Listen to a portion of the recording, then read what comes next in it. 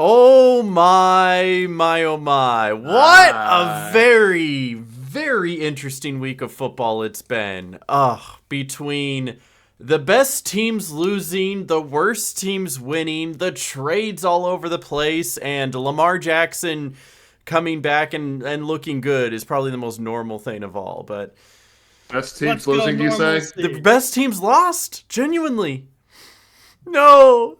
Say it isn't so. No, not Indiana Jones. That was a bad throw. We're putting this hat on. Let's go.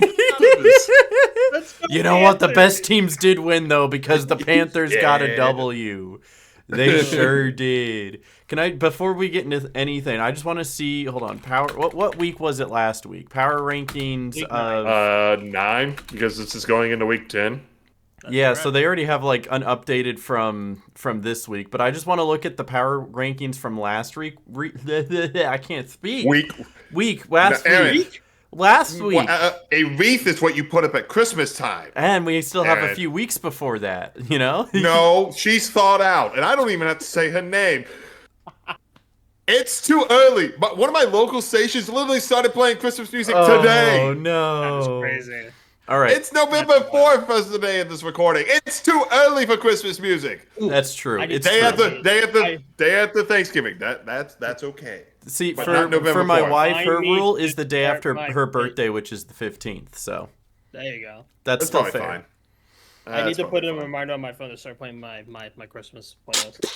Sounds good, Noah. All right, so our first shout out is going to be a social experiment. All right. Here is the power rankings from last week. Number 1, Detroit Lions, lost. Number 2, Indianapolis Colts, lost. Number 3, Kansas City Chiefs, lost. Number 4, Green Bay Packers, lost. All right. Number 5, Philadelphia Eagles, bye. And then number 6, we had your first winner in the Seattle Seahawks. So the top 4 lost. That is wild. So that's why it's going to be a very interesting week, to say the least. So additional shout outs, though. I'd like to shout out the Steelers defense. This was brought to us by our lovely Panthers fan. Featured on ESPN's NFL Countdown. Fans are having a funeral for the Steelers defense at a tailgate outside Kyushu Stadium. They're just holding a funeral for the Steelers defense, which they thought was doing really badly. And surprisingly, how many turnovers did they have in that game? Like 6? Yeah, not 6. 1, not 2, not 3, not 4, not 5, but 6. 6 turnovers. So I guess it worked. The Steelers defense rose from the grave like the Undertaker. Holy! Against arguably one of the best offenses in the league. So hey, maybe it worked. Maybe I need to start praying for the Packers offense, holding funerals at Lambeau. They had 6 turnovers, but only won by 7 points. That's a little weird, but we'll get to that. You know what? That's as long as you get a W on the board. Am I right, Tom? Am I right? Absolutely. Yeah. All right. Shout out number 2. We actually have the Cardinals solidifying that Kyler Murray is going to be the number 2 slot, and Jacoby Brissett will be the starter from here on out, whether it was because of his great performance against Dallas on Monday night, or if it's because Kyler Murray really does have a foot injury that will take 4 to 8 weeks. I genuinely think it's so that he can play both Battlefield and Call of Duty when they come out. At the same time. He's going to have a controller in one hand. Dude is going to look like this, right? He's going to be like, the blue one is Call of Duty, the red one is Battlefield. And he's going to be going like that. Why do we all have a controller just next to us? Over here now. Let's go over here. Call of Duty in between the matches. Play Battlefield. Okay, I died. Respawning. Call of Duty. Call of Duty. Over the land. We all just have controllers on standby. That's wild. We didn't plan that. No, we did not. And those are technically my 2 shout-outs, unless you guys had anything additional that wasn't trade deadline related. Nope. There probably was, but I didn't actually get a good look at all the games, considering I was at one this week. Yeah, you were. Okay, I do have one. have an additional one. We haven't really talked about it much on this podcast, but if you guys remember Meow Mix. I do. It was the Panthers only podcast where they would talk once a week. Definitely the only podcast. Well, they shut it down after the New England game because that they was said 5 weeks ago. Because they said, how do we make this interesting? It's the same stuff every week, blah, blah, blah. They also said in the post, we reserve the right to make more episodes, right? Since then, Panthers, 4-1 4 or and something 1 like that? since Meowmix retired. They put out a tweet saying, "Oh, hey, before we made this decision before the Green Bay game, we're going to record another episode today." That got backlash. Everybody in the replies, the quote tweets were like, "Don't do it! Stop! Yeah. They're winning! You can't do it! Stay gone!" I love Not only that, but former and current players told them not to do it. Really? That is so funny. I love that. They told him to stay away, which is just wild. Oh, man. Crazy, dude. Honestly, And so I would shut down this podcast if it meant the Packers and Ravens went to the Super Bowl, all right? I would do it in a moment. Maybe not, I don't know. So they came out with a tweet saying, okay, we won't record anything. But that's just wild, right? That's just wild when you got former players and current players saying, hey, we don't want you anymore. Just that's overwhelming response from former players. Yeah. Oh, that's wild. Honestly, they probably should have still recorded one just for the fun of it. I think it would have been a good listen, but like, I respect the decision. I get it. Like, especially in sports where everything is superstition, right? You got to wear the same socks and the same deodorant, or if you forgot to put on deodorant, you're not wearing deodorant until the season is over. I would never talk to that player again. You stinky. Take a shower. I'm talking about the fans, but yeah, no, it's with the players too. Yeah, the type of cereal you ate, down to the morning paper that you dropped before you walked inside. You got to drop it every single day now. Not shaving. Not shaving. Yep. No shave November. Never heard of it. It's no shave all the season as long as they keep winning, baby. Yep. What's the acronym for that? I'm not even gonna bother with it. That's a wild acronym. But you know what? Speaking of our teams between the Packers, the Panthers, and the Ravens, this is probably the closest we've come, at least tied to the closest we've come to having a winning week across the board, where we went 2-1, which was actually our highest possible outcome. Actually, our lowest possible outcome would have been 1-2. Somebody was getting a win, unless it would have been a really inconvenient tie in which 1-2. Yeah, 1-2. What if it was like 0-3? Oh no, that would be crazy if that happened. I don't know. Maybe we should just take a break then. We're not going to record next week, guys. Yeah, we're just cursed at this point. You want to hop into the first game though, the Thursday night game between the Ravens and the Dolphins?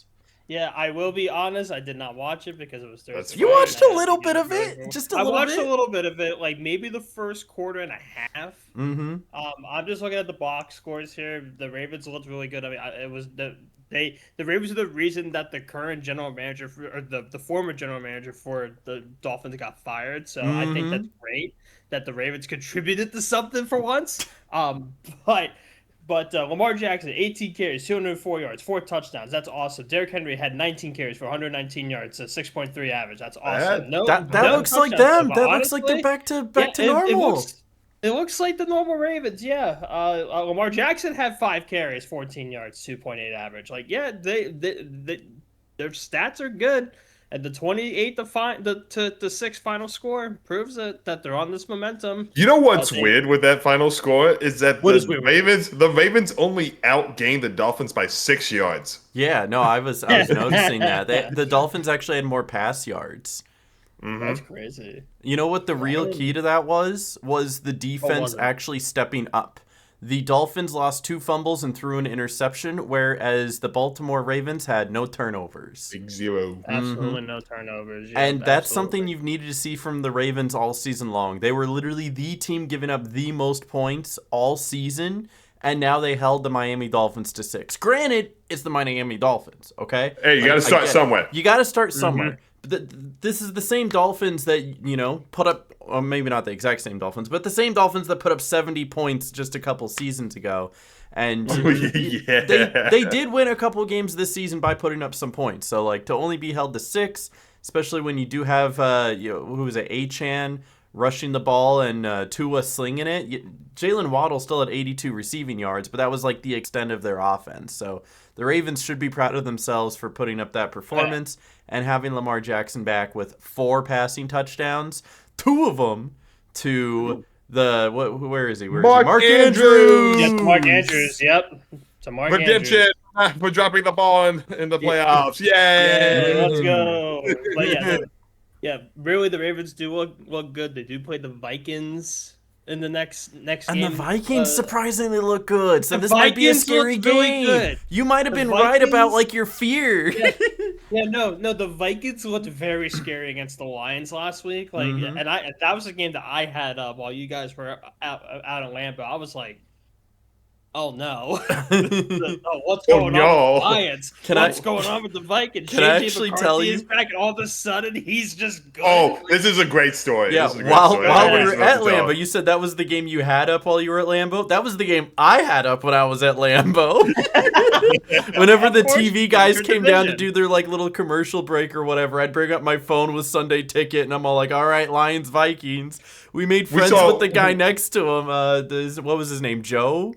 Tom got up to get cheese curds, and Joe slid over and put his arm around me. He's like, all right, let's see that Vikings score. And I was like, all right, here we go.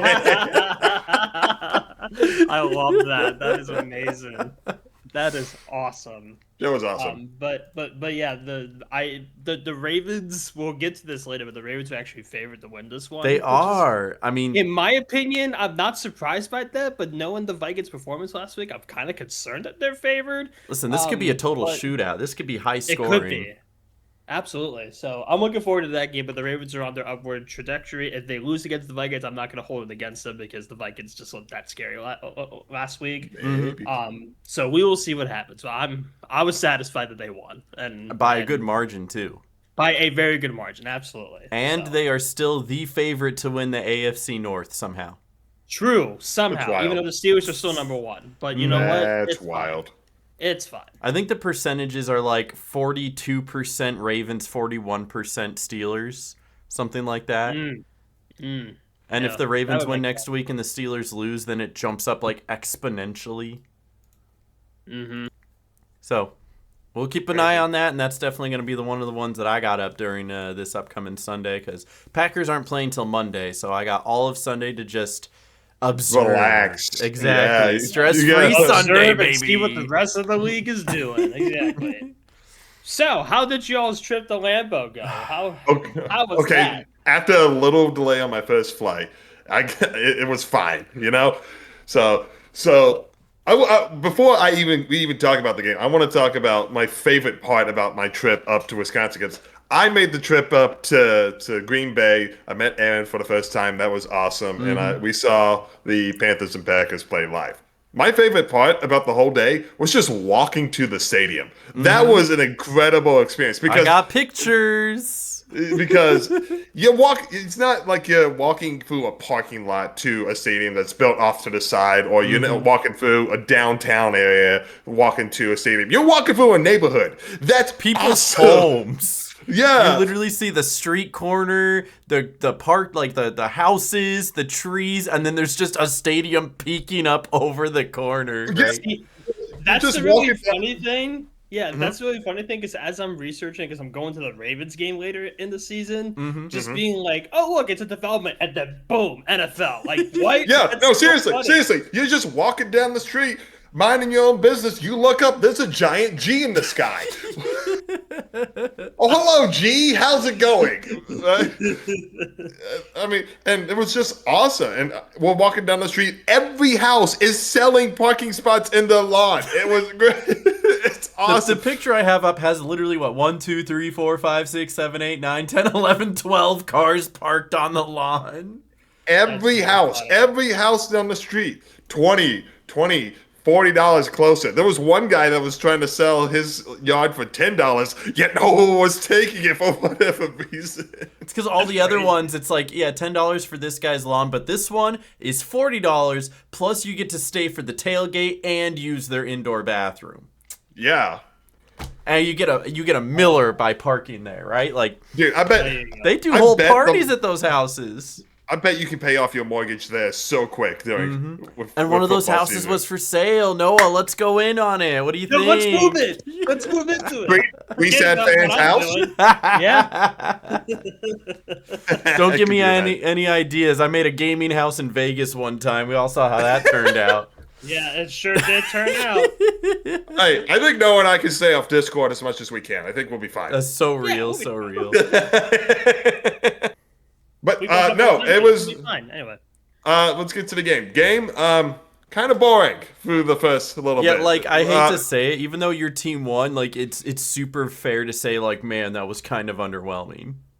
I mean, there was points were at a premium. I mean, what, the first field goal wasn't. The first points weren't scored until like midway through the second. Mm-hmm. And that was was that the Panthers touchdown? The Packers never won. No, the McManus field goal came first. Did it? Were they up 3-0? Huh. They were up 3-0. Well, then after that, they never. Side note, it was windy there that day. You can't really tell from the broadcast. Maybe you could. I don't know. No, they definitely showed it. The only thing that they did was that they just occasionally had shots of the flag of the.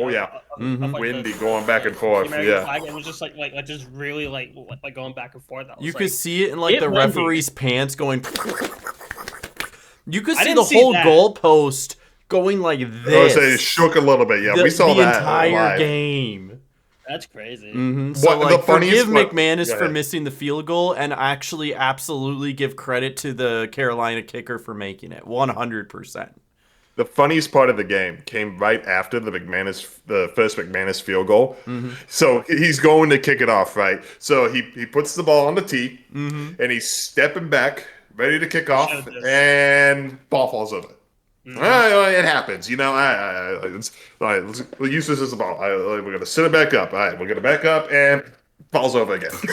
After it falls over twice, by rule, they need to have somebody come out and hold it. Usually it's the punter. The legal 12th player. The only time you have a legally 12th player. Of course, he can't interact in the play. If he does, he gets flagged for unsportsmanlike, whatever. So it's probably the punter or whoever. He comes out.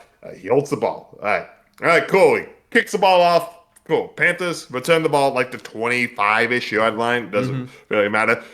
Hold on. There's a flag on the play. Flag on the play. Illegal formation on the kicking team, which is just wild with this new kickoff. I know. How do you get an illegal formation on that? I don't know. Maybe one guy wasn't lined up properly. That had to be it, right? Which is wild. You just stand there. This is your spot. Every time, wait until the ball is caught. That's it. You know. All right. So. Dave Canales opts to take the 5 yards and have the Packers re-kick. Yeah, so your choices are either 5 yards at the end of the play or have them re-kick it from 5 yards back. Since he only returned it to the 25, he thought, you know what, have them re-kick it from 5 yards back so that way I might be able to get a better return. Maybe we get up to the 40 or something. Yeah. All right, McManus gets the ball. All right, he's got to set it up again. He steps back, and it falls over. And it fell over again. What was that? 4 times that he had to get. It was 3.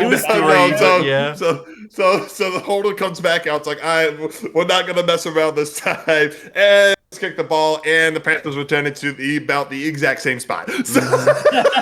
They should have just taken the penalty and just. They should have. Yeah, they should have. Yeah. And you know what's ironic? I don't know if Tom noticed this or not. On the flip side, after Carolina came down and scored their touchdown and they went to do their kickoff, the same thing happened again where the ball fell over twice and they needed to bring someone out to hold it. I think they showed that. I was getting cheese curds. Maybe you were getting cheese curds during I was that getting time. cheese curds. Side note, I that's- was only in Wisconsin for 30 hours. I had cheese curds 3 times. Breakfast, lunch, and dinner, baby. Yeah. All from different places. It was Quick Trip for breakfast, Lambeau Field for lunch, and Culver's for dinner. Quick ranking, Lambo, Culver's, Quick Trip. That's the correct order. There you go.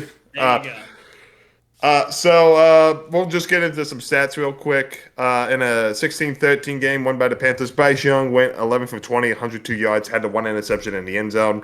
And then Rico Dowdle, Te quiero mucho, Rico Dowdle. 25 carries, 130 yards, and 2 touchdowns.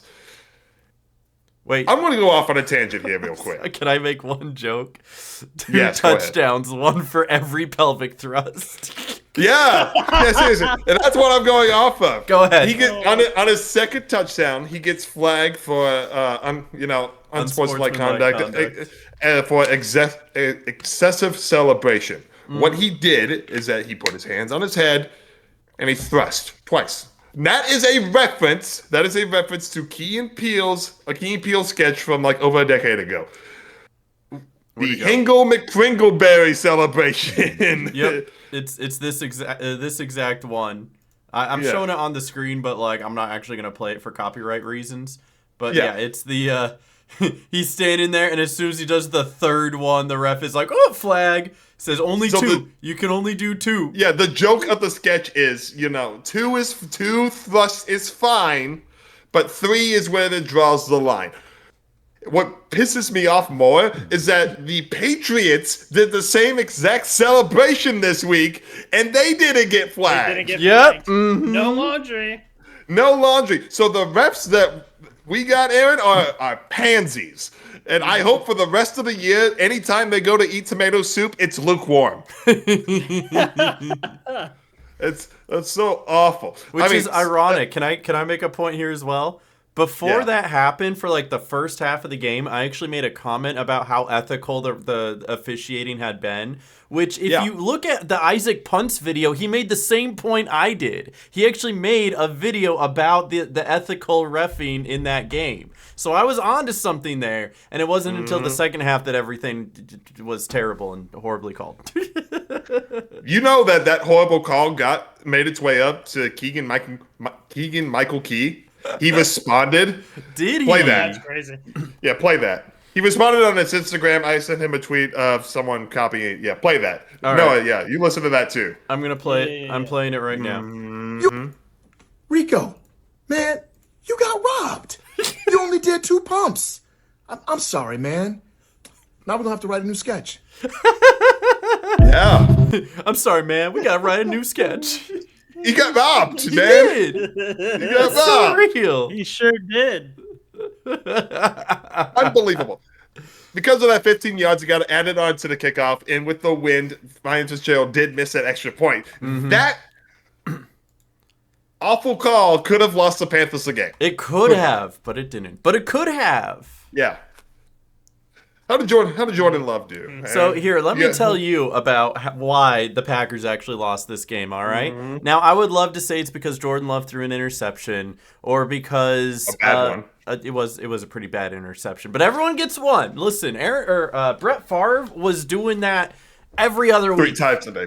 Yes, 3 times a game. Yeah. 3 times a game. Every other week, 3 times a game. Same difference, you know? I was there. I watched the game. If you look at the stats, this is very reminiscent to the Atlanta game that the Panthers had, where they got outgained on just about every single facet and still won the game. The only thing the Packers didn't do better than the Panthers this game was rushing, and that's because Te quiero mucho, Rico Dowdle. He's on my fantasy. I put him on my bench, and I'm still very sad about that. I did. Side win the note, week, he's though. now 3rd in the league in rushing yards. I know, and he's only been the Really? starter for 3 games. Yeah. I'm Oops. starting him this week. I'm doing it. I don't care. So going back to the pick up tangent, Rico Dowdle. if you look at all of the stats, everything looks fine. Romeo Doubs with his 7 receptions, 91 yards. Josh Jacobs, 87 yards and a touchdown. You would think Jordan Love with 273 yards on 26 attempts, maybe instead of an interception, he'd have 2 touchdowns. This would be a very different looking game, especially with the total yards. You have 369 total yards. You'd expect the Packers scored 24 points. The problem, and this is something that you'll see over and over again in almost every single sports podcast, coaching notes, the most important stat in a football game is points.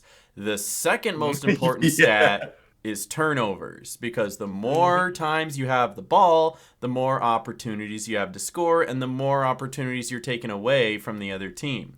The Packers horribly lost the turnover battle. Terribly. Yeah. They turned the ball over almost every single way that you could turn the ball over. They threw an interception, they fumbled, they turned it over on downs, and they missed a field goal. 4 unique different turnovers, 2 of them coming in the red zone, and 1 of them being off of the missed field goal. And you can't expect to lose the turnover battle that badly and still win the game. So although everything else looked like they were playing well, it's those turnovers that hurt them and took away potentially 4 scores from them. If they even had one of those, any one of those, this is a tie game or they're winning. But because they kept messing up over and over and over and over. A lot of people are complaining about the Packers' offensive productivity. That's not the case. It is literally caring for the ball, making the right decisions. I think the one play everyone is talking about, and as well, it's easy. The 4th and 8 call. It was so bad. Kick the field goal. Yeah. It's a chip shot. No, what makes it even worse is that they line up initially to go they're gonna run a play out on 4th and 8. They call a timeout, and it's like, oh, now we have time to think about this. Maybe they'll kick it, right?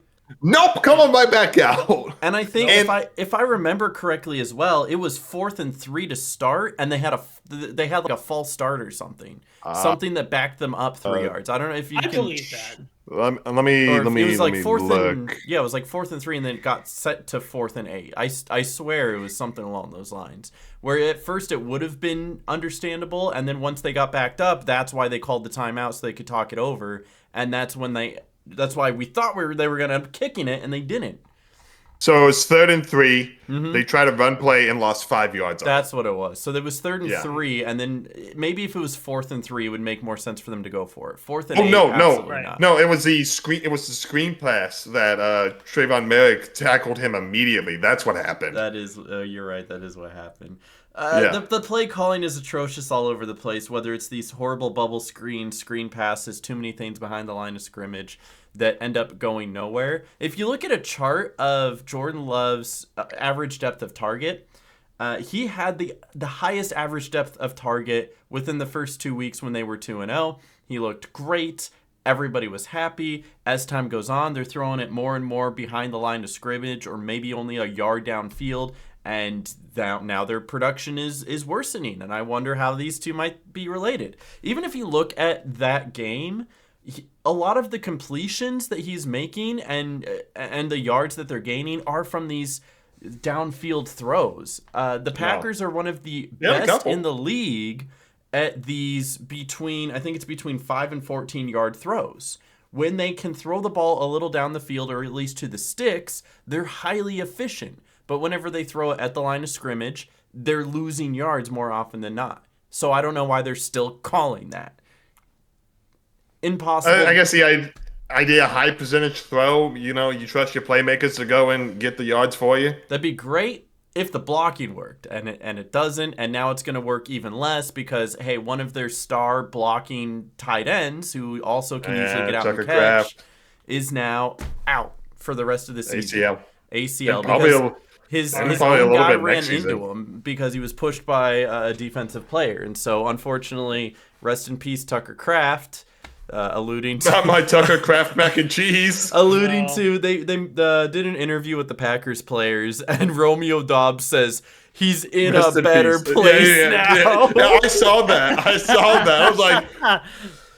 I get you don't know what to say, but don't say he's in a better place. Tucker Kraft is dead.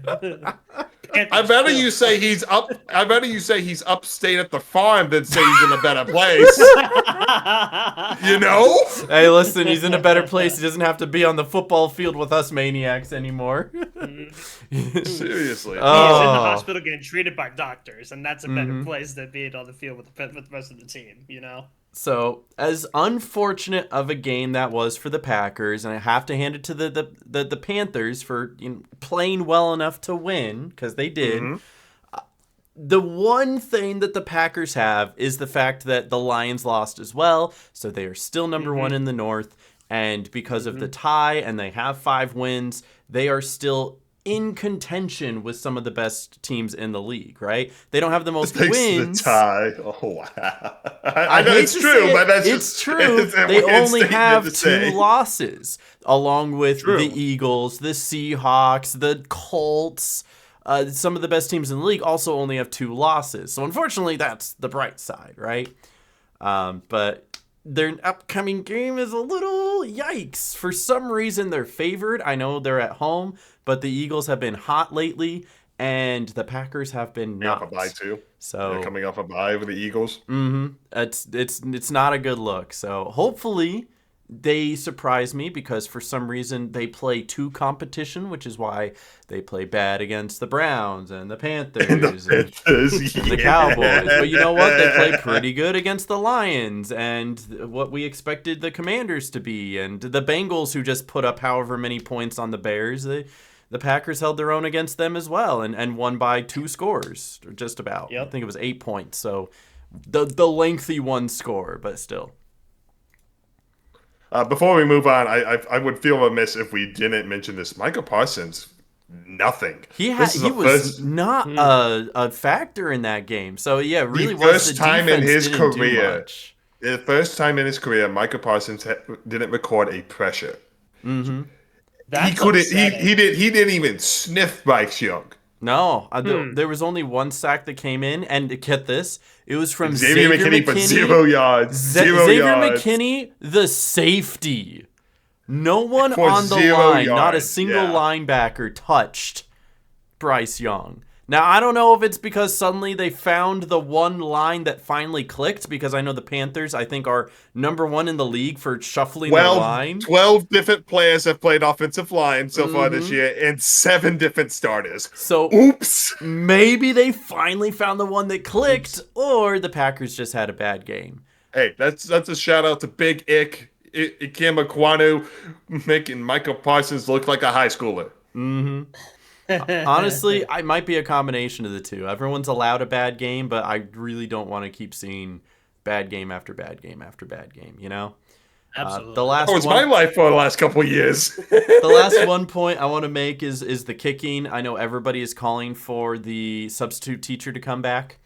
And I might be in the same boat. I don't hate Brandon McManus. I think he's usually pretty consistently good. Him missing 1 field goal out of the 3 that he took, especially that one was a windy day. And it was a pretty lengthy distance. I'm not going to hold that against him. What I will hold against him is the fact that Matt LaFleur came out and said, yeah, he's still working through some of his injury. If he's still working through some of his injury, you don't need to play him.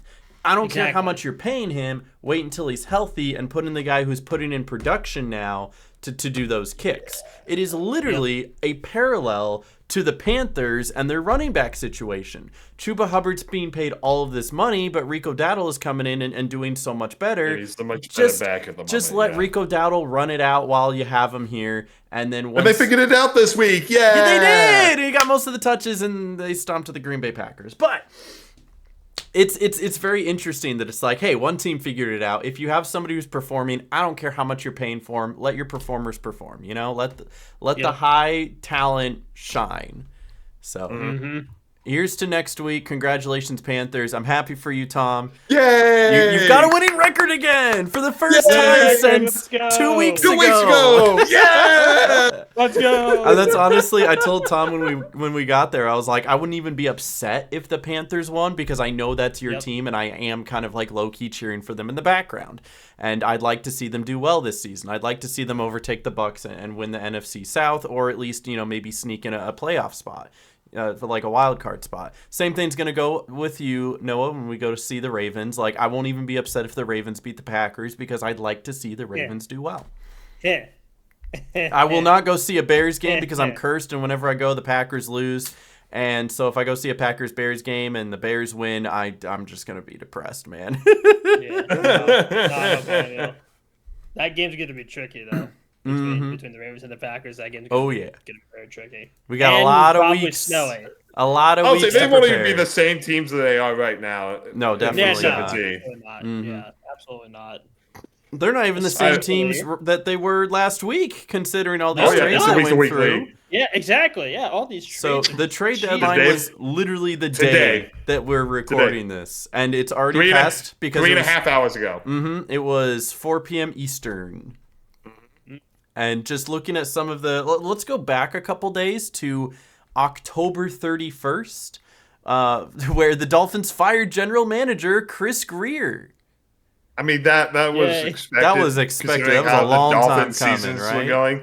I mean, and they did come out saying after Greer's firing that head coach Mike McDaniel will be around to at least the end of the season.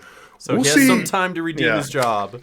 Yeah, we'll see how that goes. Because for the Dolphins, you don't gain a lot by firing McDaniel right now. So no. It's not like it's not like you're in contention and you're trying to do anything you can to like squeak out that advantage here. And it's not like McDaniel is the problem, right? I mean, like how Callahan was in Tennessee. Like, McDaniel's a fine coach. Or McCarthy was in Green Bay. Yeah. Man, nobody calls a worse timeout than Mike McCarthy, and nobody calls a timeout like Matty Eberflus. He just doesn't call timeouts. He just doesn't call it. Yep. Timeouts are a concept. So we knew that the Dolphins would probably be sellers at the trade deadline, and they did sell a player. They traded Jalen Phillips to the Eagles for the 2026 third-round pick. That's the only thing they did. I see that Travis Hunter got put on injured reserve, so he won't be playing for a few weeks. But you know who else the Eagles ended up getting, though? Noah. Jair Alexander. They did. Make me upset. That makes you upset? You really shouldn't be. You shouldn't be. He was a healthy scratch for 4 games. I'm surprised the Eagles even wanted him. Okay, so keep this in mind. They said it was worth the risk. How many games have the Ravens played this year? They're 3 and 5, 8. Yeah, do you know how many games he was active and playing this year? I don't know because I don't pay attention to the defense. I mean, he was a healthy scratch for 4 games, and so he's only played in 2. He's only played in 2 games. Yeah. Well, I guess it wasn't that much of a. That's why the Packers let him go, because he wouldn't play. Yes, he's a great corner when he does, but he doesn't play. That's I mean, and this is a low risk for the Eagles too. Like the Ravens, they gave up Alexander a 6th round and a 7th round pick to the Eagles for the 6th. It's a low risk for a day 3 pick. You know, it's a low risk, high reward if it works out. You know, because you know who Jair Alexander was as a Packer, right? You know who he could be. Yeah, and so you know who could be. It's just getting him back there. It would be really ironic if he played this Monday. And if not, just kick him. And if not, just cut him, right? Yep. But I mean, at least the Ravens get a 6th round pick. Sure. In there. So. Do you think he plays this Monday? He might. He has time to get acclimated. Yep. I mean, but speaking of the Eagles, did you guys hear the rumor of what the Eagles wanted to do? No. What do they want to do? What was the rumor? They wanted to get Myles Garrett. Really? That would be so crazy. Funny. Howie Roseman, the GM for the Eagles, and this is all rumors, right? The rumor was Howie was willing to trade 3 first-round picks to get Myles Garrett. Crazy. The Browns said no. Of course. That's the only thing the Browns have right now. Yeah, seriously. What do you mean? They have Shedeur Sanders. I'll trade Shador Sanders. Who's that guy again? The guy that your team wanted to draft? Yeah. You know what my team's been doing? Signed linebacker Nothing. Christian Welch to active roster on Saturday, November 1st. And then Monday, November 3rd, released linebacker Christian Welch. Nothing. I saw that. I was like, Bro, I'm Yeah, reading this. I'm like, wait a minute. imagine being signed to the active says roster. released. You're ready, and then immediately released. Oh, That's depressing. crazy. It's just part of the business, you know. I mean, they did sign 2 players to the practice squad today, so you guys did nothing. Hey, the Panthers didn't do anything either, right? No, Not really, no. Or nowhere on this list. Absolutely nowhere on this list. I mean, if Ravens anything, acquired, the most. Draymond Jones from Tennessee. Oh yeah, Tennessee in was exchange also selling. for a 2026 conditional 5th round pick. Oh yeah, that depends on how much he plays. Exactly. Yeah. Yeah. Yeah. We'll see. Well, let's go over some of the other smaller trades.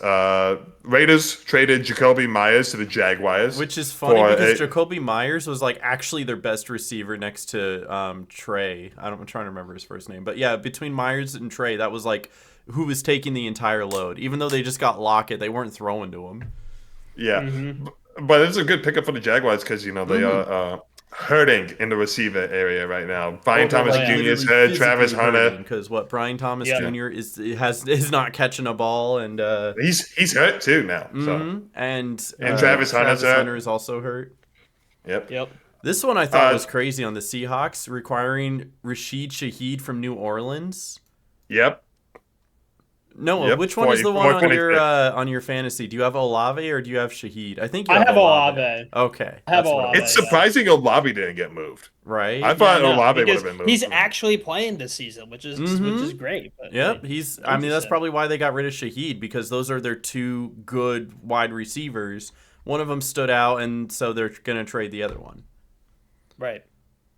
And then the other small noticeable trade that I've written down is that the Cowboys acquired Bengals linebacker Logan Wilson, The who had requested only a good trade. linebacker the Bengals had. Now they really don't have a defense. Wilson had requested a trade because he wasn't getting snaps. He lost his job, and so it's like, I'm out.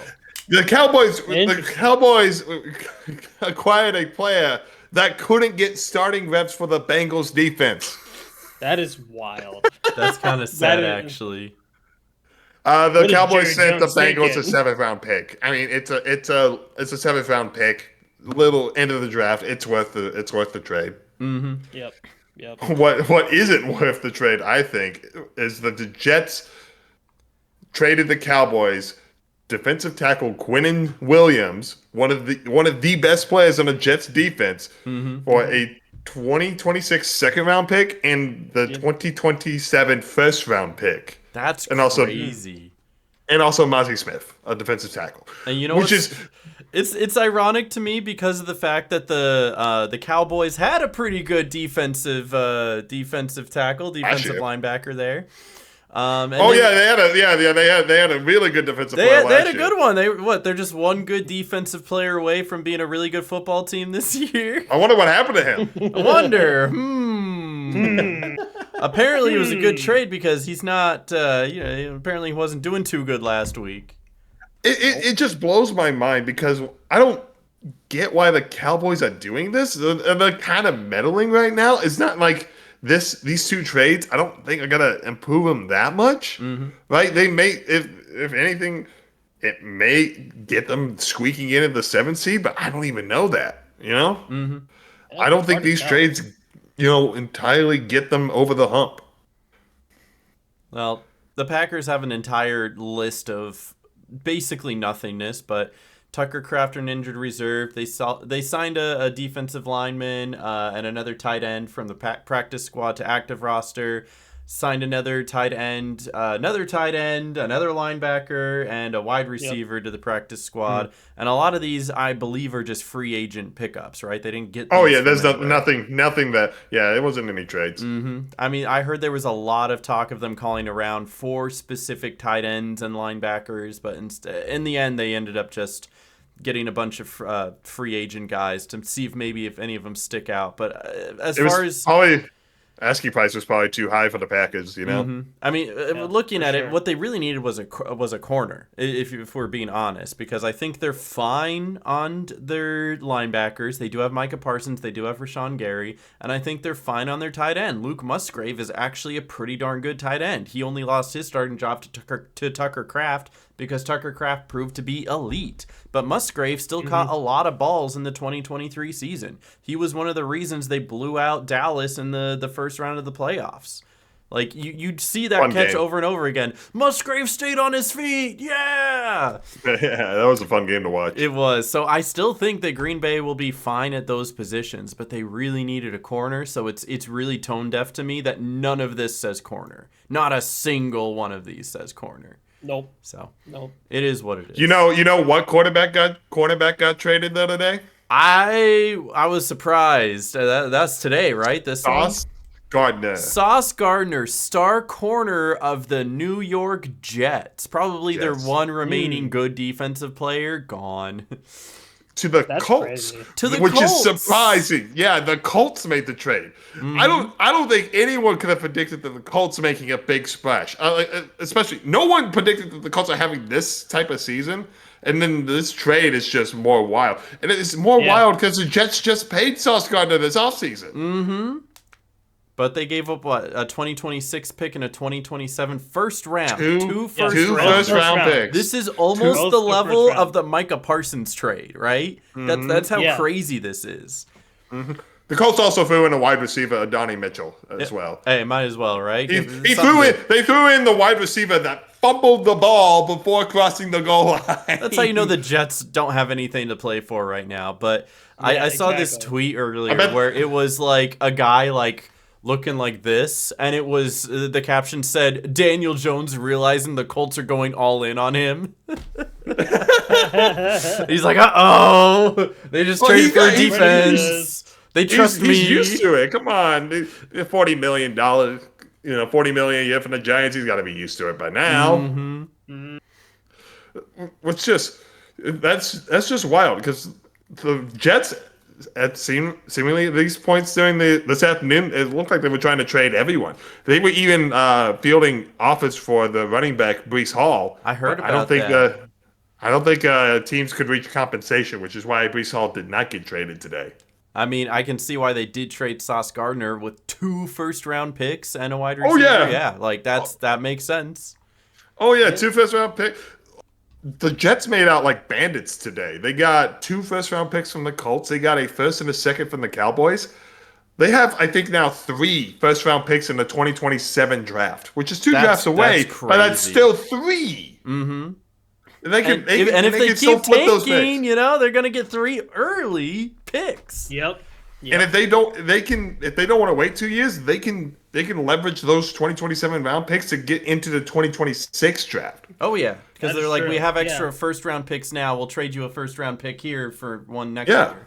Because we're gonna be bad this year. Yeah, I was about to ask if they'll use those traded picks for something else later. They could. Oh yeah, they can trade those picks in. Because they're gonna need a lot of things. Probably quarterback as well. I think the best thing The best thing I saw from all of this today was a tweet from somebody who was a Jets fan that said, sorry, hold on. It was something along the lines of, if you weren't here when we were rebuilding, don't come back when we start rebuilding. It's a continuous cycle. It is. They're always in a continuous rebuilding. Time is a flat circle. The Jets are rebuilding. They never actually get to use their first round picks because they're constantly trading it for next year's first round picks that will never come because they're trading it for next year's first round picks. Yep. They know the meaning of recycling, which is crazy. They're on a treadmill of first round picks. Chasing the carrots. I will say, I mean, that's all the big trades I saw. I didn't Mm-hmm. see one stat. This is the most players traded in season in the last 25 years. I think That's how there crazy was this is. 25 trades, right? 25 players were 25 traded in players traded season. in season. That's crazy. Crazy. Wild stuff. But we at least picked out the important ones, so you want to take that and get into some power rankings? Jets, love power rankings. Jets number 32, but 2027 Jets number 1. There you go. They're gonna The because of all the first round picks. You're right. All right, so with the Packers, the Lions, and the Chiefs all losing, do we have any confidence of putting any of them in the top 5? My vote is no. Nope. I've got the Colts still in the top 5. I also still have the Colts in the top 5 because 7-2 is still the best record in football. They do have the most wins.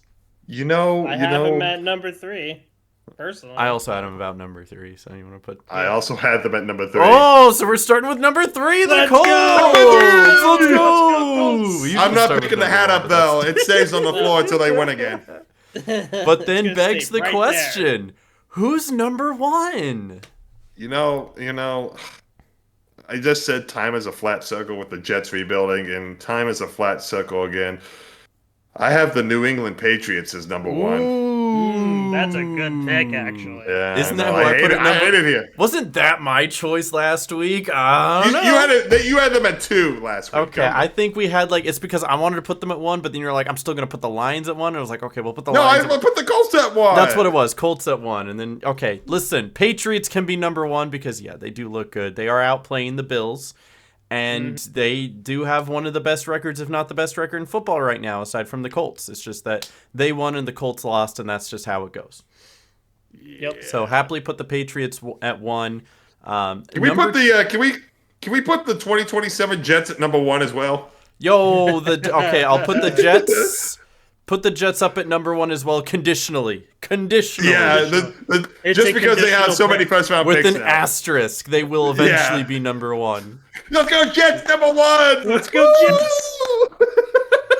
And then for number 2, I have it kind of split between 2, and I'm trying to figure out which one I want to put it 2 and which one I want to put it 4. The 2 that I have in my head are the Broncos and the Seahawks.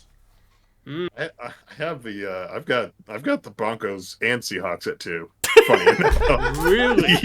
Yeah, I couldn't decide. What? So it's like I'll put both of them there. You know what? I will also put both of them there because I will say I think I do have the Seahawks in front of the Broncos because the Broncos do not look good against the Texans. Mm-hmm. But a win's a win. And also I gotta account for 3 quarters against the Giants 2 weeks ago. Mm-hmm. That was not good. They still won both those games, but a little bit of Mm-hmm. Yeah. No, absolutely. Yeah, Noah, and just what? Go ahead. Who's the other team? Sorry, I lost track. The Broncos, the Seahawks. Seahawks just looked. The Seahawks looked dominant. They were dominant. Oh my against the goodness! Sam Darnold was 17 of 17, perfect passer rating, 17, 4 17, touchdowns in the first 240 half. yards, 4 touchdowns, all in the first half. Insane. Wild. Mm-hmm. And just a beatdown on the Commanders. Also, that was Literally nasty. talking about a beatdown on the Commanders. Jaden Daniels hurt Yeah. for the 3rd time this week, and I don't think he's coming back next week. He's not shaking this one off. Oh, definitely not next week. But considering all the injuries the Commanders actually had during the game, Jaden Daniels actually being the most manageable is disgusting. That's gross. Especially because his arm was bent the wrong way. His arm bent fully backwards. It was bent the wrong way. Ugh. That's why Marshawn Lattimore has an ACL and Luke McCaffrey broke his collarbone. So that team is in shambles and will not be playing again until next year. Yeah, probably. Always bet against them. But anyway, Noah, who do you got at number 4? The Ravens. You got the Ravens. You got the Ravens. No, you do not. That's who I have. No, I do. I have the Ravens. You put. Oh, you know what? I love that you did that. The Homer Simpson pick. Yeah, no, because the Ravens are like good. You can't even Listen, say he's with not your going chest. by record. He's going by how well they're playing, Vibes. and I respect Yes. it. Fine. Say it with your chest, Noah. Come on. Put him The at number Ravens are four, number 4, in my but opinion. tie him with the Bills. Thoughts? That's a good pick too. Okay. Sure. The Bills did just beat the Chiefs, and the Chiefs were a lot of people's number 3, so I'll happily Welcome have back to them up there. Rankings, Bills. Let's Yay! go! Yay. Even though by our list, technically they'd be number 7 because we have the New York Jets of 2027 up there, but that doesn't matter. Our power rankings never who make cares? sense. Yeah, Who cares? Who cares? And then at number 5, I am willing to put the Philadelphia Eagles. I have Bucks Rams at 5. That's, Ooh. I mean, they're all on a bye, okay? It's really tough, okay? We're changing number 5 to coming off a bye, all right? Because then we could just put the Eagles and the Bucks and the Rams. No. The Rams I put won, right? the- The Rams actually won. Yes, the Rams beat the Okay, Saints, well, then which I is will- basically a bye. Then I'll put 5 there, and then our bonus number 6 coming off a bye. There we go. There you go. So it There goes you Rams go. 5, and then Eagles Bucks at 6. That seems about right. And then I'm gonna do one more. I'm gonna add one more honorable mention. Add a row below. Scrappy number 7. I'm giving it to the Panthers. Let's go. Panthers. They I won actually football didn't make a- games. 4-1 4-1 over the past 5 weeks. The Packers didn't make our list this week. No, they didn't. But neither did the Lions or the Chiefs. Or the Bears. Don't even talk to me about the Bears. The fact know, that the Bears I forgot and the about- Lions you know- are staring at each other 5-3 each is wild. Yep. I'll be honest, I completely forgot about the Bears when I made my They are list. I'm not the used to being the sneakiest Bears this good. 5-3 right now. Yeah, I'm not used to the Bears. Oh man, I gotta pay attention to the Bears The this next reason week. they're not higher is because of the fact that 2 of their 3 losses are in division to the Lions and the Vikings. Vikings. So it's yeah. like they're winning, but they're not necessarily winning against great teams. Mm-hmm. Packers the are kind of the Vikings. same way, but at least they're number 1 in their division. right. So those are our. Gosh, the power rankings look more and more delusional every time I look at them. We started with 1, 2, 3, 4, 5, and now we've got like 10 teams up there. I don't know, man. Yep. We got the 2027 Jets up there. Let's go. Let's go. All Jets fans are sad right now. They're welcome among the 3 sad fans. Oh, absolutely. Yep, absolutely. You guys ready to get some game picks going though? Oh, I can't wait. Oh, it's good. I feel like most of these are easy, but there's a couple tough ones. Like Well, let's start with last start week. with them. We went 9-5 last week. we actually did we did better than I did personally.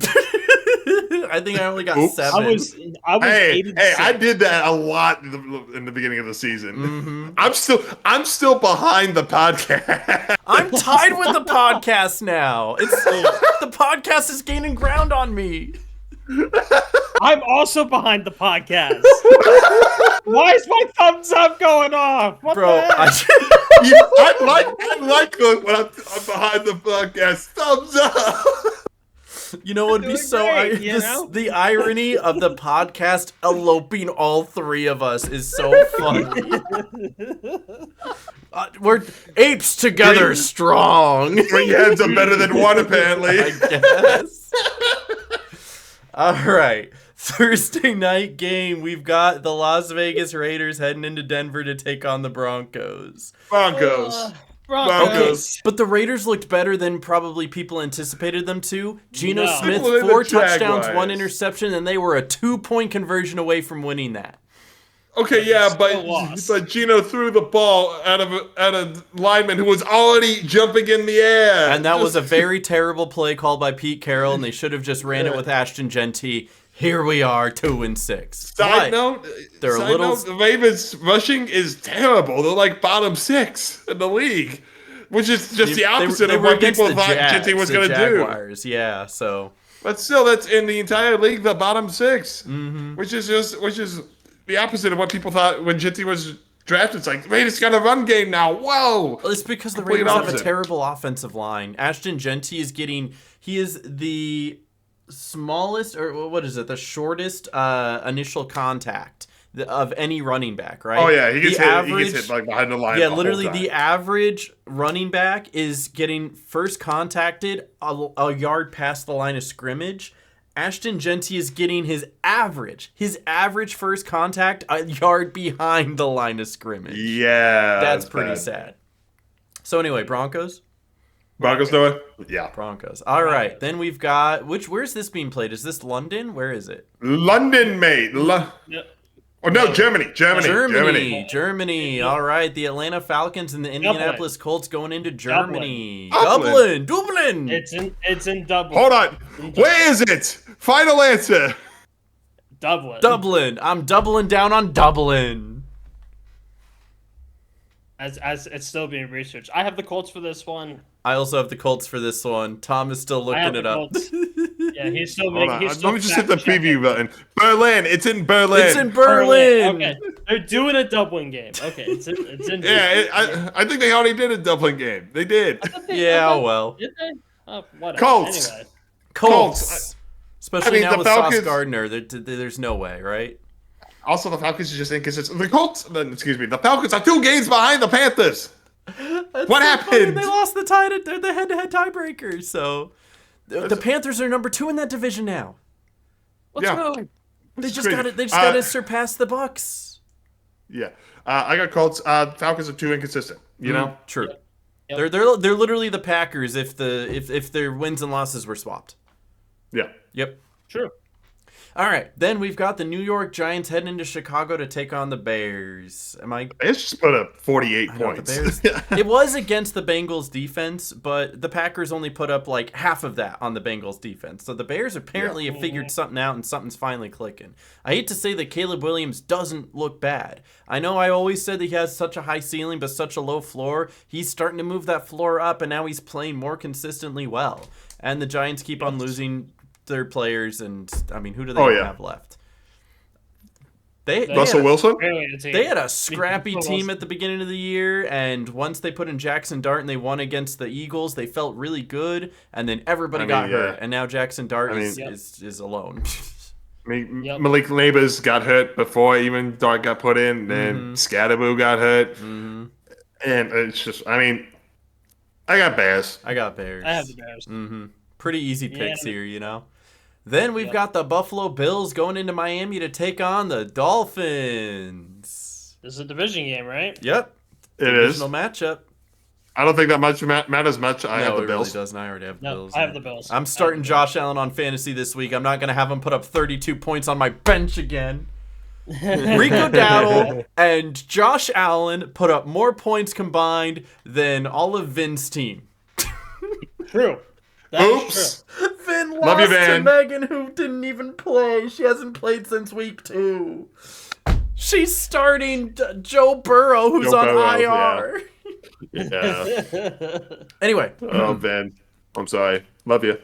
Then we've got the Purple Bowl, where the Baltimore Yes. Ravens Let's go. go into Minnesota to take on the Vikings. And if we were looking at this like 2 weeks ago, and we knew Lamar Jackson was coming back, I think everyone was going to be confidently saying Ravens. And nobody would even give a second look to the Vikings. But after the Vikings going into Ford Field and taking down the Lions, this looks more 50-50 than maybe that we anticipated. But it's nothing short to say that the Ravens really do need this win. Yes, they do. They absolutely need this win to like keep the momentum going, especially if they're looking for playoff contention. Mm-hmm. I personally have picked the Ravens because who knows what the Vikings are going. They might show up a completely different team next week against the Ravens, and JJ McCarthy might not be that really dominant quarterback that he was in that game. JJ McCarthy has only played like 3 games, and he played 1 good game, 1 bad game, and 1 game where he started bad and then played good. And his last game, I'm just looking at his box score. He was okay. He was 14 of 25 for 143 yards. So, But he had 2 a touchdowns rushing and an touchdown. interception. But he also had a rushing touchdown.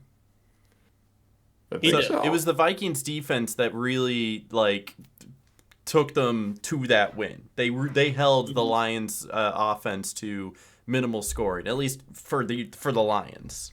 Also, the Lions got in their own way. They had 10 penalties for 76 yards in That'll the game, do it. and they gave up 5 sacks for 44 yards lost. Mm-hmm.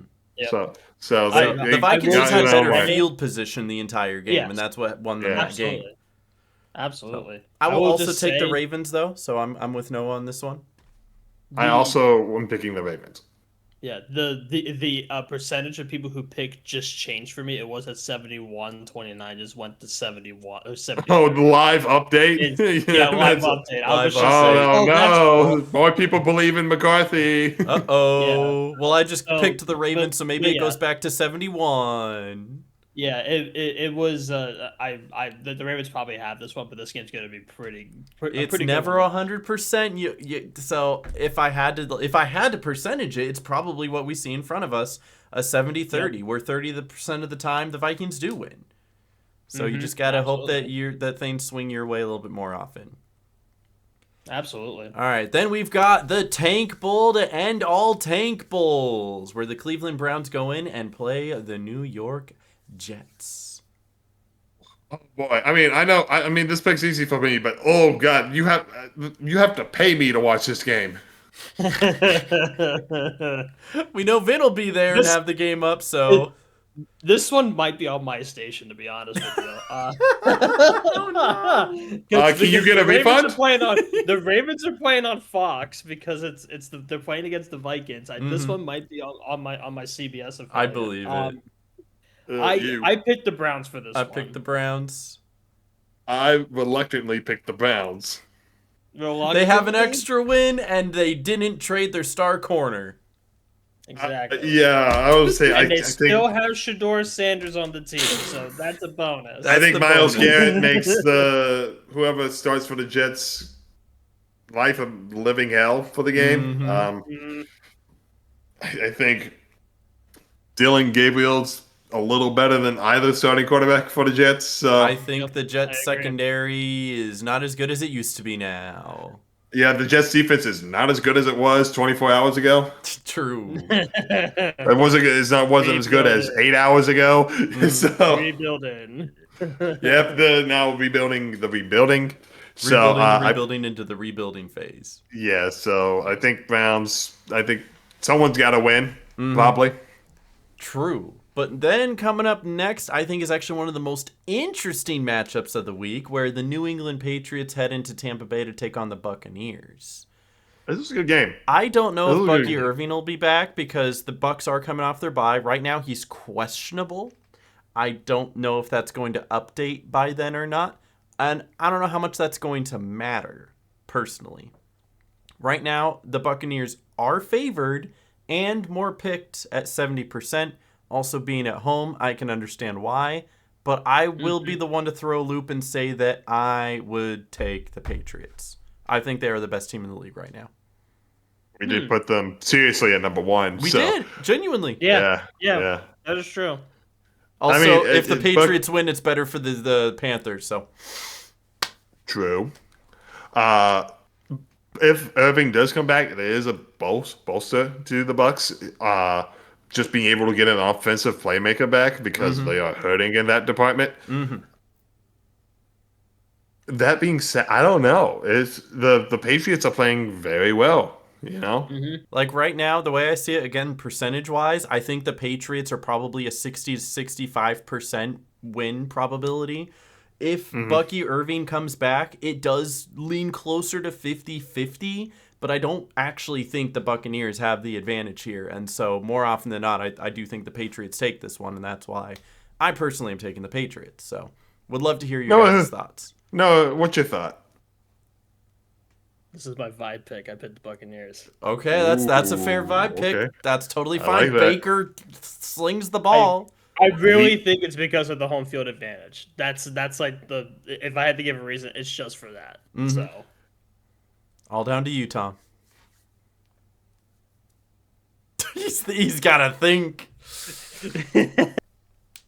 Eeny, meeny, miny, mo, catch a tiger. I'll pick the Flip a Bucks. coin.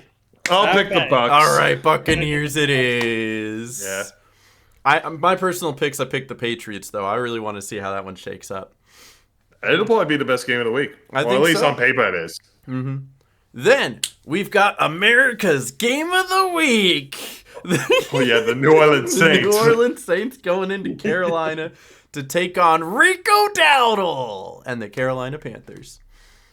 I mean, the Panthers are seemingly catching the Saints at the right time. The last couple of weeks, they have looked like the team that we thought the Saints were going to be, not just losing and not competitive losing. And they did just trade away one of their better receivers. Yeah, they just traded Rashid Shaheed away. Man, do I really go against what I've been doing all season and picking what I've been picking against the Panthers, and it's been working? Listen, me and Noah will take the Panthers if you want to take the Saints, all right? No, I will pick the Panthers to win the game. Panthers, Shocking, let's go! shocking, controversial. I know. I'm Cancel going this to Homer guy. Simpson. Yeah. All right, cancel it. Tom. On the hat. Tom, if the Panthers win this game, they'll be 5-1 over their last 6 games. When was the that's last crazy. time the Panthers have been able to say that? Probably 2015 when they went 15-1. Yeah. That's crazy. All right, so Carolina Panthers it is. Love Then that. we've sir. got probably another really interesting game where the Jacksonville Jaguars are going into Houston to take on the Texans. So when I did my picks initially earlier today, the Jaguars were favored, but now looking at it here, the Texans are now favored. Interesting. I will say this: Texans defense very good. We don't know about C.J. Stroud though. He did leave last week's game with a concussion, and from an article from yesterday, he is feeling a bit better, but he's still in protocol. So we don't know if he's going to be ready for the game in time. Who's their backup? Davis Mills. Ooh. You have no idea who that is. Davis Who? Mills. Who? Actually, it's more so I don't trust the Jacksonville Jaguars. They were 4-1 at one point, and they have not been winning games, and they only barely won against the Raiders in a very weird shootout. So with the or without last 3 CJ games. Stroud, I think I would take the Houston Texans. The last 3 games for the Jaguars, they lost 20-12 against the Seahawks. They lost 35-7 to the Rams, and they just beat the Raiders in overtime, 30-29. Only because they stopped a 2-point conversion. Oh yeah, by the skin of the teeth. That very well could have been a tie, but the Raiders had nothing to lose. So they very well could just be 4-3-1. For all intents and purposes, in my mind, they are 4-3-1. Yeah. Oh, this is a tough game to pick because it just seems like both Messi teams are against kind of Messi. mid. Yeah. Yeah, they're both mid teams. If the Houston start Stroud, then I think it's an undeniable choice the Texans win. But just because it's up in the air makes it a little bit more iffy. But my vote is still for the Texans. I would love to hear what you guys think. I'm gonna pick the Jaguars. Okay, leave it up to Noah. I'm gonna leave Noah to pick the Noah, what are the vibes feeling? the vibes are not immaculate.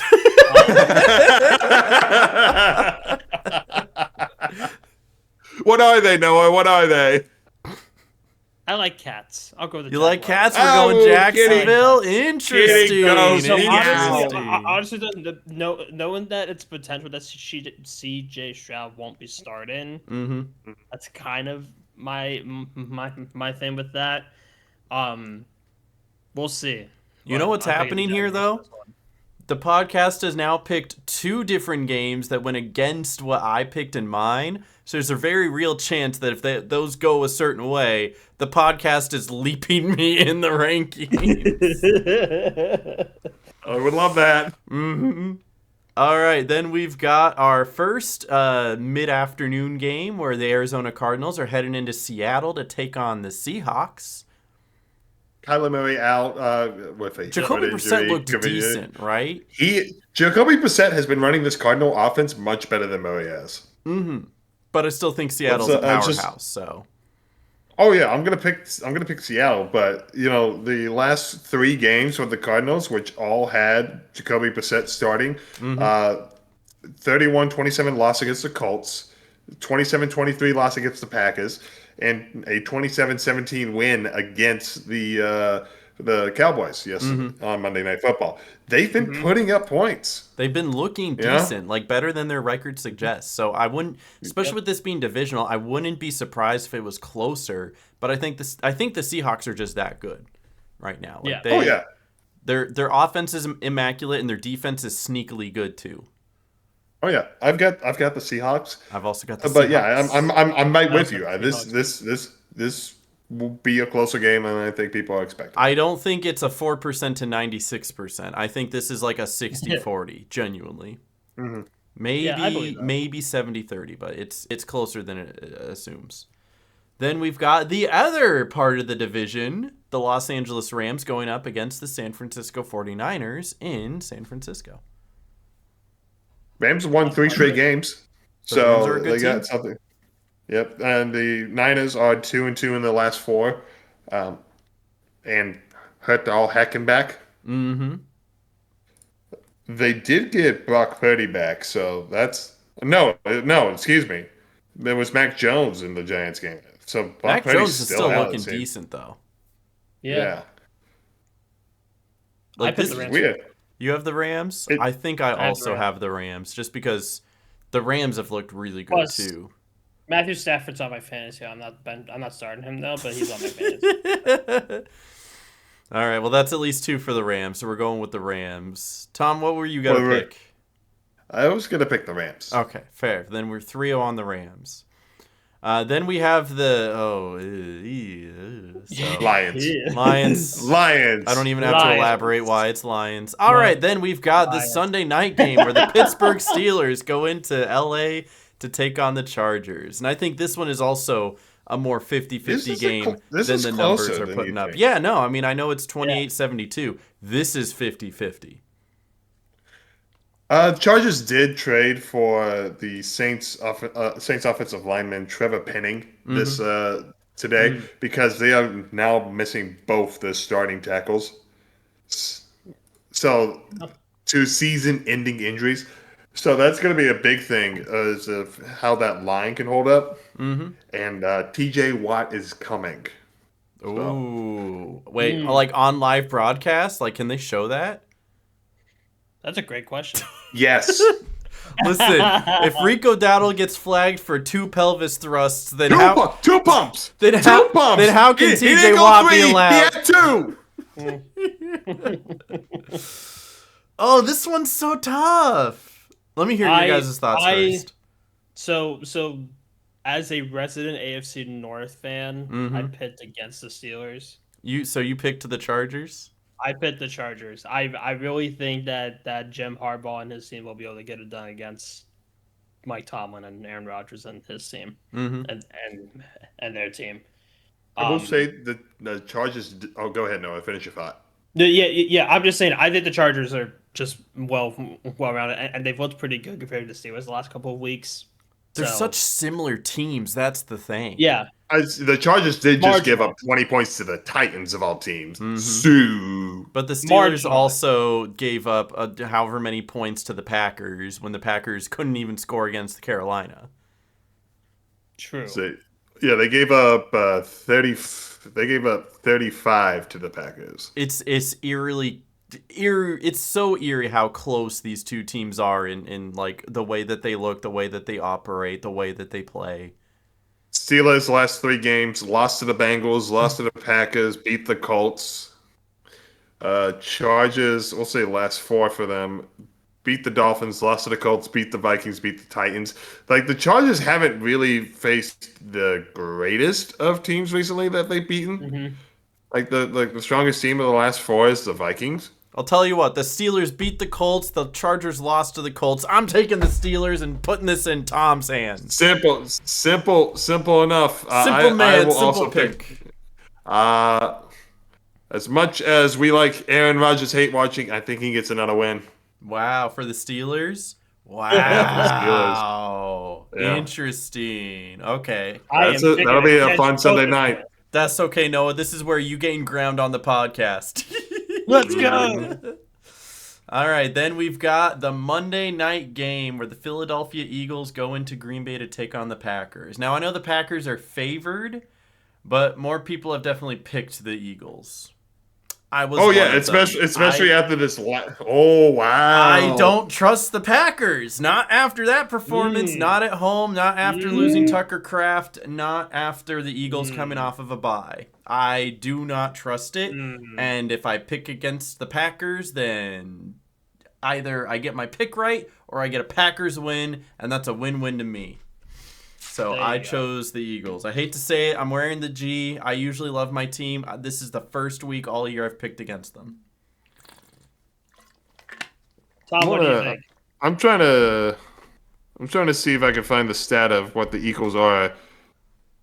Because here's the thing. The Eagles are 6-1 under Nick Sirianni with 11 plus days of rest between games. Mm-hmm.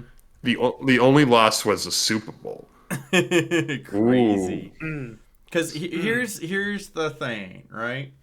If this game happened week 3, I would be boasting how the Packers were going to stop the run defense. They were going to sack Jalen Hurts 4 times, get 2 interceptions, and beat the Eagles by like 20 points.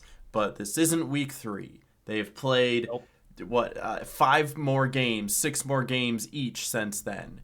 And now they are very different teams, and the Eagles finally have a pass offense, and the Packers can't stop a run defense.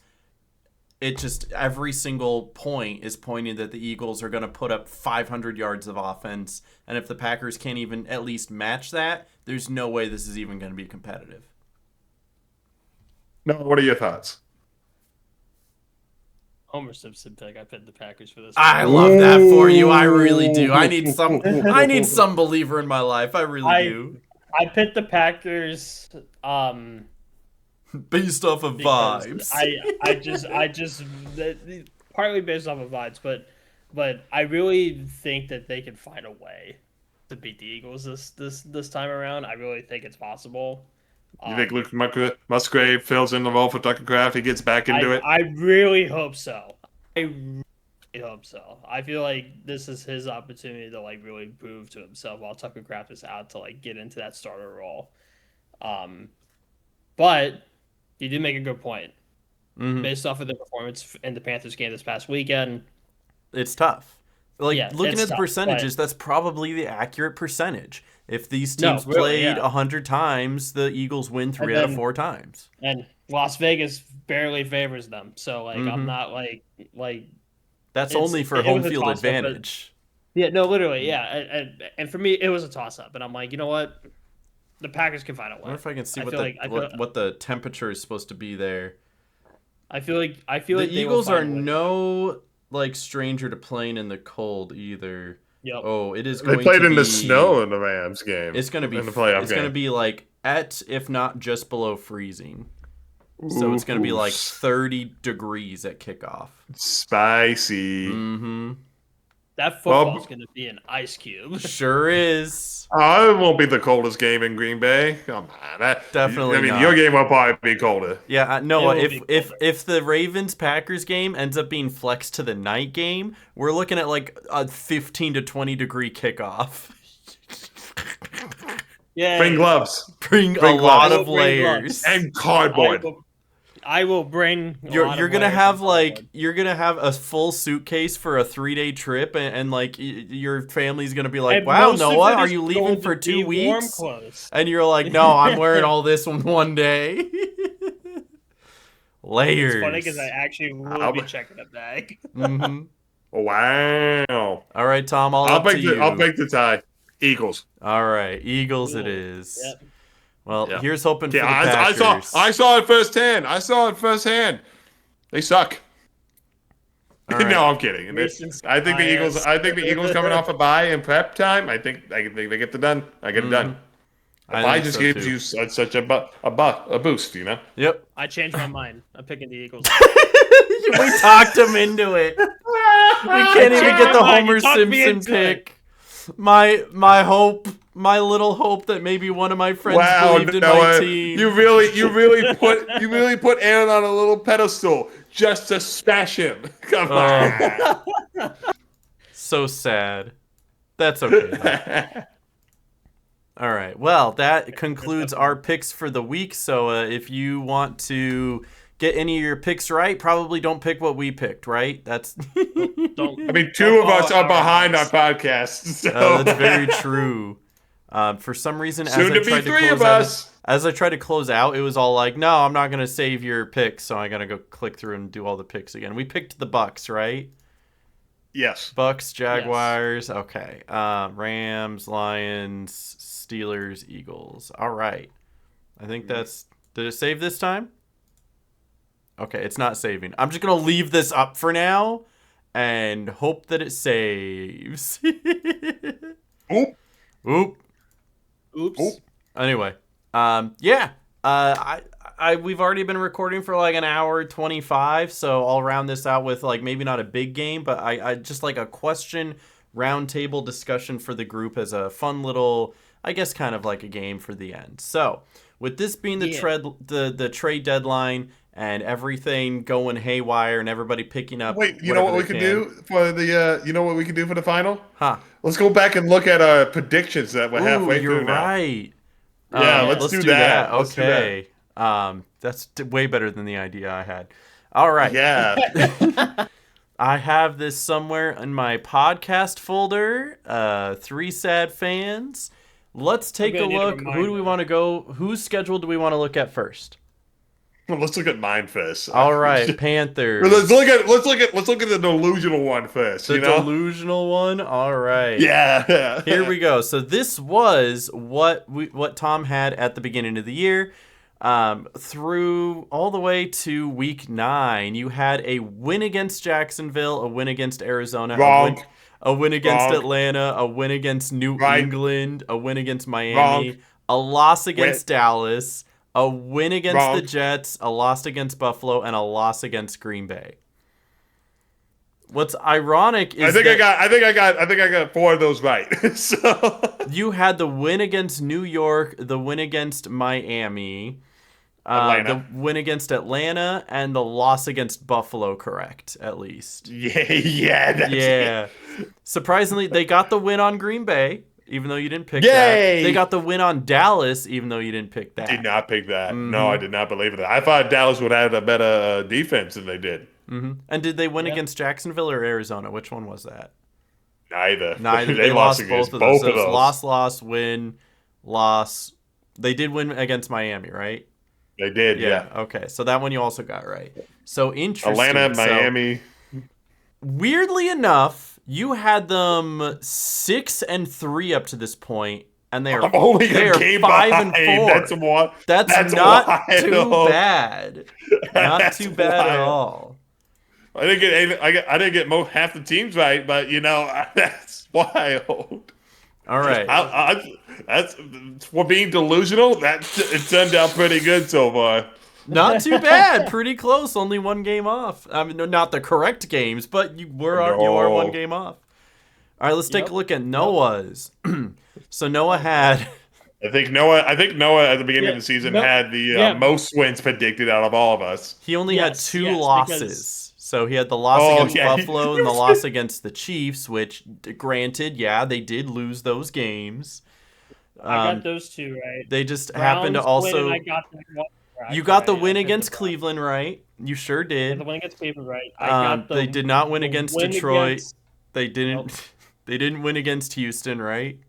Nope. And they didn't win against LA. Oh no, they didn't win against LA. Nope. No. Hit the bye week. What did I say about the Bears? You did say they'd win against the Bears, and they did. So we'll take that, and the win against Miami. So you did get the last 2 weeks correct. It's just within the first 5 weeks, they had a couple more losses than maybe you would have anticipated. So what are they right now? They're 3-4 because of the bye week. No, 4. They are 3-5. 3-5, where you had them 6-2. Yep. So I mean, you could not have predicted Lamar Jackson getting hurt. Correct. Okay. We we couldn't predict somebody stepping on Lamar Jackson's hamstring, and that's about it, you know? Yeah, exactly. So I don't even blame you for that one. It's not even like the delusional Homer Simpson. That was just a freak accident. No, literally. And that's what caused the Ravens to go downward, you know? It's just crazy. All right. Then we've got the Green Bay mother-loving Packers, where, oops, that's the wrong thing. Why did it change? There we go. The Green Bay mother-loving Packers, where I had them winning against Detroit. They did. Win against Washington. Right. They did. I had them winning against Cleveland. They didn't. I had them winning Wrong. against Dallas. That was a tie. Die. The bye week happened. I actually said they were going to lose against Cincinnati. They ended up winning that. I had the win against Arizona. I had the win against Pittsburgh. And I had them winning against Carolina, and they didn't. So somehow you ended up 5-2-1. 5-2-1. So I had them 1, 2, 3, 4, 5, 6, 7 wins. They ended up not being 7-1. They're 5-2-1. So technically, we'll nix the tie because like who can even see that coming? So I had them 6-1 when really they're 5-2. So that's actually I'm only off by 1.5 games as well. Not too bad. Hey, pretty accurate. It just happened to be the different games, right? The win at Cincinnati and the loss at Carolina and the loss at Cleveland, you know? Other than that, that's pretty consistent, actually. And if it's I think any you were the most consistent consolation, out of all three of us. if it's any consolation from the beginning of the year, I even had them losing to Philadelphia. So it's not just me being a downer now. From the beginning of the year, I thought they were going to lose this game. Wow. So, quirky. All right, since we do have a little bit of time, you want to do the little fun exercise I had as well? Oh, yeah, let's do it. Yeah, sure, why not? So with it being the trade deadline, I want us all to come up with one player you would trade for your team right now. If you could choose any player in the league right now to put onto your team, offense, defense, special teams, doesn't matter what it is, who are you adding and why? Justin, no. Since I'm the one that presented the idea, I obviously have a little bit of thought into it, so I'd love to go first and let you guys have a moment to stew.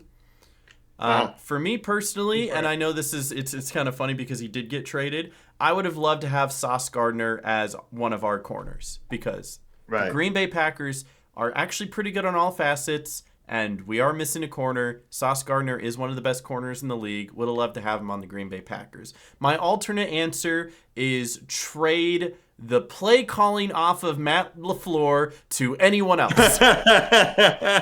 Anyone else. That's the real answer. That's the real answer. Yeah, you guys might have won if you had kicked a field goal on 4th and 8. That's what I'm saying. All right. I've got my pick. All right, you got your pick.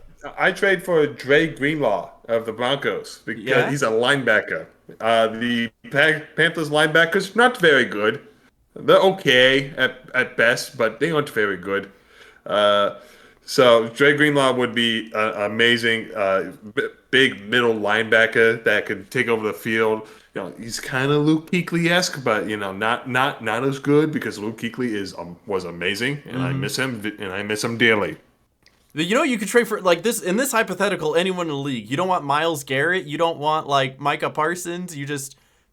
You're fine with We need edge too. I mean, we need edge too, but linebacker is a bigger need. I guess to be fair, the Broncos do have one of the best defenses in the league, so that is a good pick, though. It is a good pick, so I will give you that.